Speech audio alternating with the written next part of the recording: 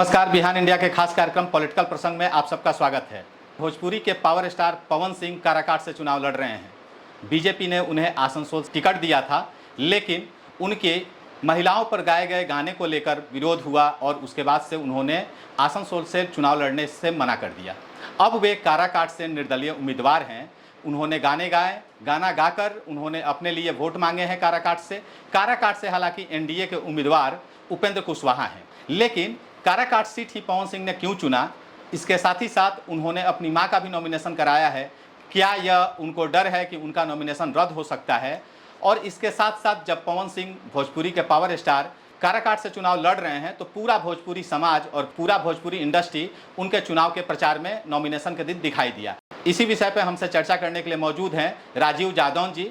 राजीव जादौन जी news 18 से जुड़े रहे हैं, पत्रकार रहे हैं, साथ ही साथ वर्तमान में वो राजनीतिक विश्लेषक भी हैं। राजीव जी, आपका हम स्वागत करते हैं हमारे स्टूडियो में। बहुत बहुत शुक्रिया पीयूष जी। राजीव जी, हमारा पहला सवाल, पवन सिंह जी ने, भोजपुरी के पावर स्टार पवन सिंह जी ने काराकाट को ही क्यों चुना और साथ ही साथ उपेंद्र कुशवाहा को वो इतना परेशान क्यों कर रहे हैं? देखिए पीयूष जी, सबसे पहले तो हमको बैकग्राउंड में जानना होगा। जैसा कि आप बताए हैं, पवन सिंह को इससे पहले बीजेपी अपना उम्मीदवार घोषित की थी आसनसोल से, लेकिन उनके महिला विरोधी गीत के कारण जो है उनका इतना विरोध हुआ, उसके बाद वो जो है कि बीजेपी से वो कैंडिडेटर जो है वापस ले लेते हैं पवन सिंह खुद। उसके बाद फिर पवन सिंह का शुरू से देखिए, आसनसोल से भी पहले से वो तैयारी कर रहे थे आरा के लिए। वो आरा के रहने वाले हैं, आरा उनका गृह क्षेत्र है, लेकिन आरा आर.के. सिंह सांसद हैं बीजेपी के। तो अब आसनसोल जब उनका विरोध हुआ तो फिर वो आरा से लड़ने का मन बना रहे थे, लेकिन आरा में यहाँ पेच यह फंस जाता है कि एक तो आर.के. सिंह जो हैं वो मोदी सरकार का पूरा आकलन कीजिएगा 10 साल का, तो एक तो ये है कि एक मोदी जी हैं जो कि एकदम सुपर हीरो की तरह उनका वो पूरा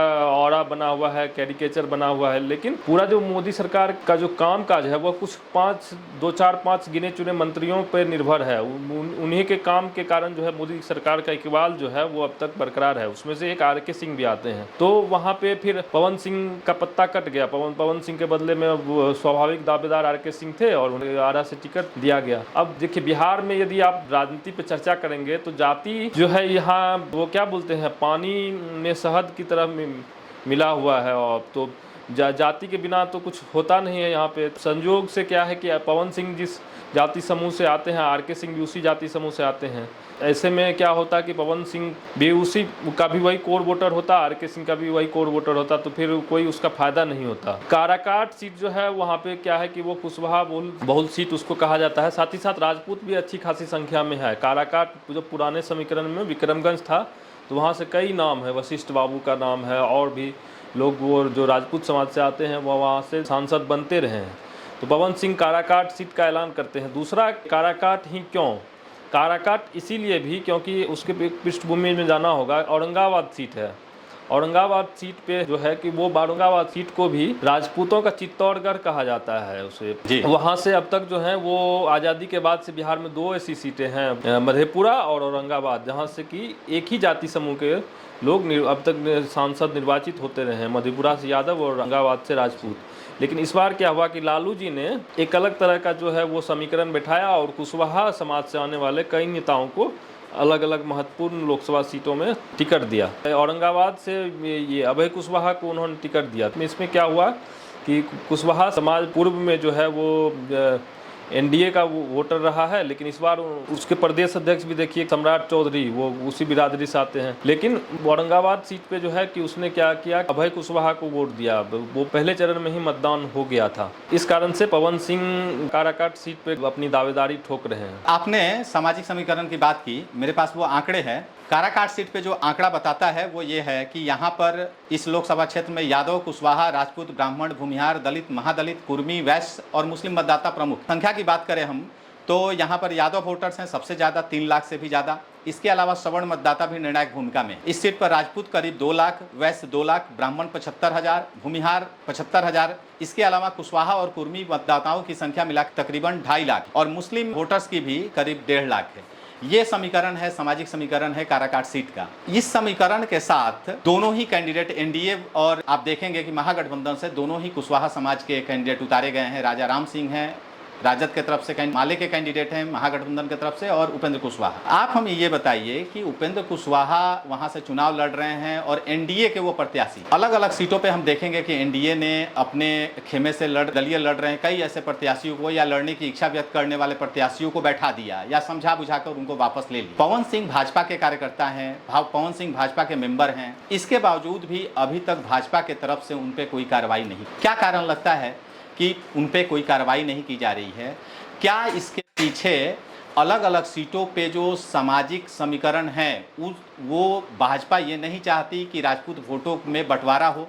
क्योंकि आरके सिंह पे भी अब दिक्कत हो गई है कि आरके सिंह ने सबसे पहले ये कह दिया पवन सिंह को लेके कि उनकी सदस्यता रद्द की जाएगी, उनका जो है मेंबरशिप खत्म किया जाएगा अगर नामांकन वापस नहीं लेते हैं। और आरके सिंह पहुंच गए उपेंद्र कुशवाहा के नामांकन में। अब आरा में जो राजपूत समाज के लोग हैं वो कह रहे हैं कि अब आप क्यों गए वहां पे। दूसरी तरफ जो है कुशवाहा समाज के लोग जो है काराकाट में कह रहे हैं कि अगर राजपूत समाज के लोगों ने पवन सिंह को वोट दे दिया तो जो है हम बैंड बजा देंगे। क्या बीजेपी इस दोनों समूह में फंस के रह गई है? लालू प्रसाद यादव ने एक ऐसी चाल चल दी है कि भाजपा को न निगलते बन रहा है न उगलते बन रहा है।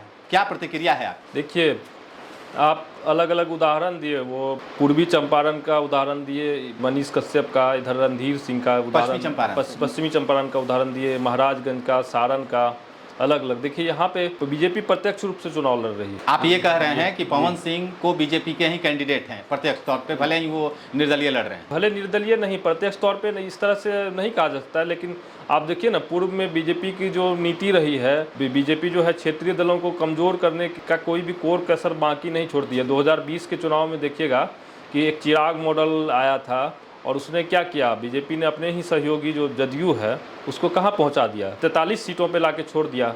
इसमें दो राय नहीं होना चाहिए कि पवन सिंह किसका वरदहस्त हासिल है, किसका हासिल है। लेकिन साथ ही साथ यहाँ पे जब समुदाय की बात की है तो राजपूत समुदाय की यदि आप बात कर रहे हैं तो उसको ये बात सोचना चाहिए कि पवन सिंह जैसे जो लोग हैं उनकी राजनीति में क्या मतलब किस तरह की आवश्यकता है। अब देखिए, जो कल्ट वाइज जो राजनीति आज के समय में जो स्थिति बन गई है कि एक लार्जर देन लाइफ वाली परिपाटी हो गई है या हाई कमांड कल्चर हो गया है, उसमें जो हाई कमांड पे लोग हैं, ऊपर कौन है, मोदी जी हैं, वो चाहते हैं उस तरह के लोग कि हमारे जो नीचे हैं रहें वो सोचने समझने वाले या उस तरह के लोग नहीं रहे, हमारे नीचे जो हैं बौने लोग हों ताकि वो हमारा अगला पॉलिटिकल चैलेंजर नहीं बने। तो यहाँ पे यदि राजपूत समाज यदि आरके सिंह के जगह पे पवन सिंह को तरजीह देता है तो मुझे लगता है कि ये बेवकूफ़ी होगा उनका।